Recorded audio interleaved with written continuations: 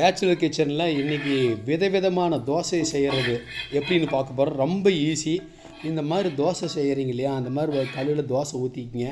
ஊற்றிட்டு நீங்கள் நெய் தோசை வேணால் நெய் மேலே ஊற்றிக்கலாம், தோசை மேலே ஊற்றி இது பண்ணிக்கலாம். இல்லை உங்களுக்கு மசாலா தோசை வேணும்னா உருளைக்கிழங்கு நல்லா ஒரு அளவுக்கு இது மாதிரி ஃப்ரை பண்ணிவிட்டு அந்த தோசை மேலே ஊற்றிட்டு அது மாதிரி வச்சுட்டு இந்த மாதிரி ஒரு கப்பு வச்சு மேலே மூடிடணும்.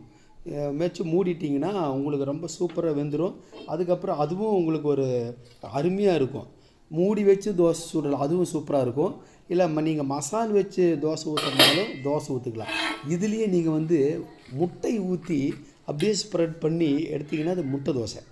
இல்லை முட்டை தோசை இல்லை, அடுத்தது காலிஃப்ளவர் வேணும், காலிஃப்ளவர் ரோஸ்ட்டு வேணும், இல்லை காலிஃப்ளவர் தோசை வேணாலும் காலிஃப்ளவர் இதாக இந்த மாதிரி வச்சு அதுக்கு மேலே இது மாதிரி மூடி வச்சு எடுத்திங்கன்னா காலிஃப்ளவர் தோசையாச்சு.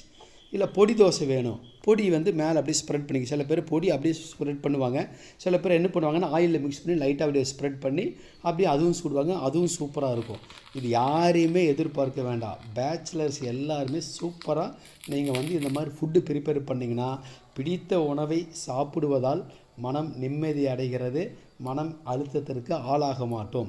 எவ்வளவு டிப்ரெஷன் இருந்தாலும் நமக்கு பிடித்த உணவை சாப்பிடுங்க. இங்கே பாருங்கள், அழகாக அடாடாடாடாடா அப்படியே வாயில் அப்படியே ஜல் ஒழுகுது பாருங்கள், முட்டை தோசை.